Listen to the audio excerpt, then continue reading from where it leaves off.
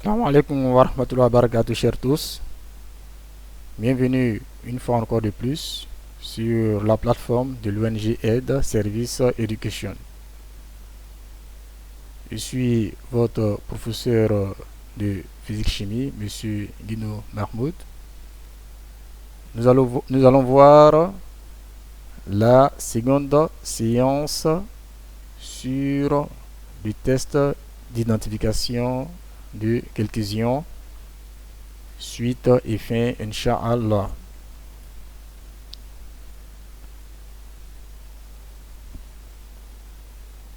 Pour ce second volet de ce chapitre,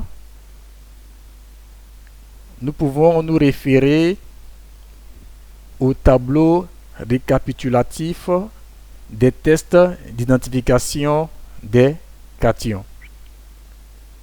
Puisque nous avons dit que les ions testés étaient des cations et les réactifs sont des anions, donc ici, les ions testés seront cette fois-ci les anions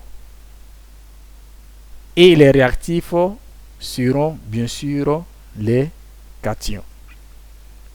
Donc, raison pour laquelle, pour l'identification des ions Cl-, ion chlorure, et SO2-4, ion sulfate, nous pouvons nous référer au tableau récapitulatif des identifications des cations. D'où, pour l'ion Cl-, le réactif est l'ion Ag+, ce qui nous donne le précipité blanc qui noircit la lumière AgCl.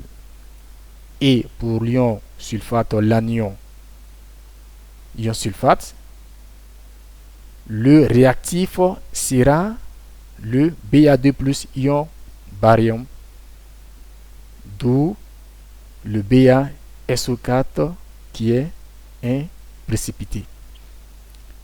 Et même avec l'ion soufre S2-, le réactif sera l'ion Pb2+, ion plomb.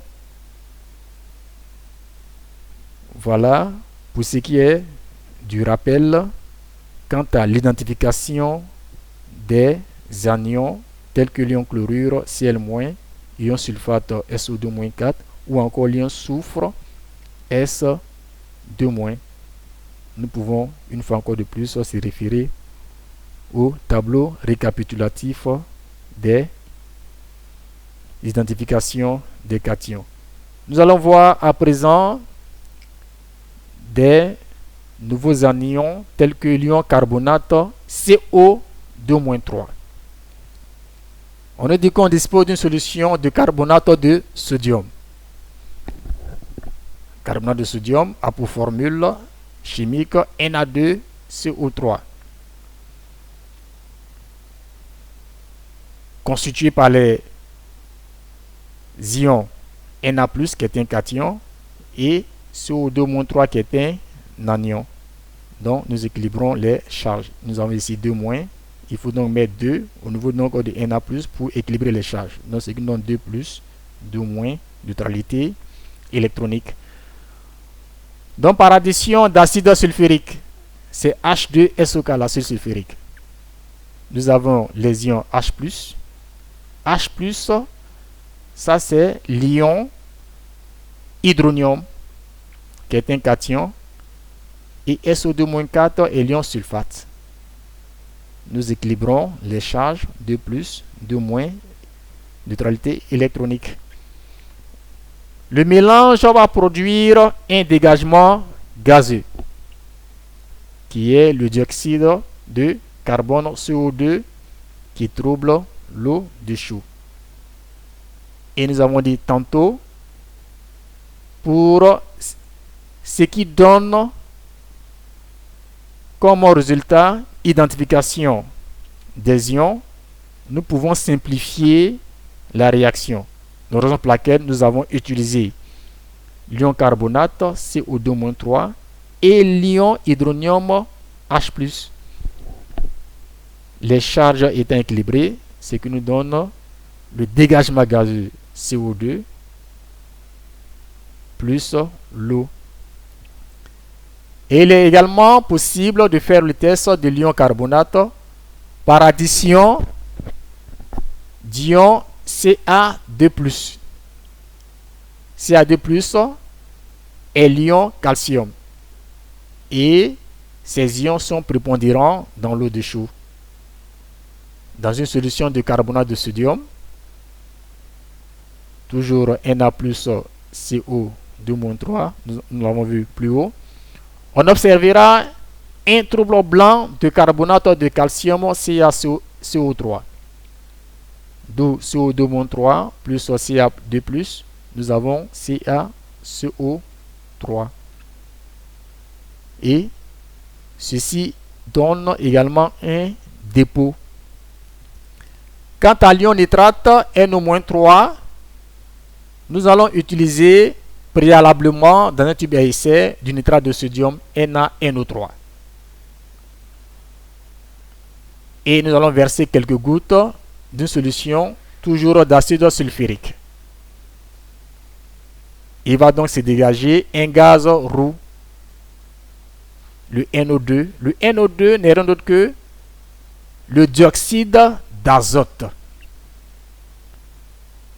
Et enfin, avec l'identification du cation PO3-4, qui est l'ion phosphate, nous allons verser quelques gouttes d'une solution de nitrate d'argent ajoutée à 2 phosphate de sodium.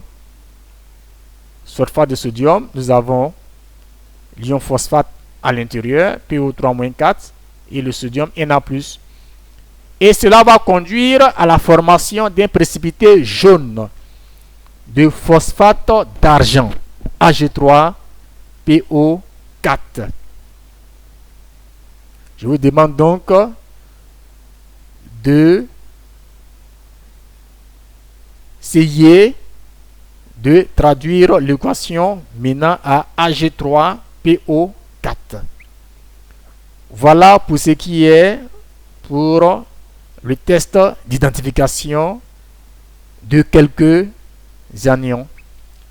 Et comme récapitulatif, nous avons les ions testés Cl-, ion chlorure, SO2-4, ion sulfate, S2-, ion soufre, CO2-3, ion carbonate, NO-3, ion nitrate, PO3-4, ion phosphate. Et comme réactif de Cl-, nous l'avons déjà vu, nous avons Ag+, qui nous donne AgCl, précipité blanc qui noircit la lumière. Le réactif de SO2-4, nous avons l'ion barium, Ba2+, qui nous donne un précipité blanc de sulfate de barium, BaSO4. Il faut y mettre ce petit signe pour indiquer le précipité. Et avec l'ion S2-, ion soufre, nous avons le test avec Pb2+, ion plomb, qui nous donne un précipité noir, ou encore avec le proton H+, qui nous donne le H2S, qui est un gaz nauséabond.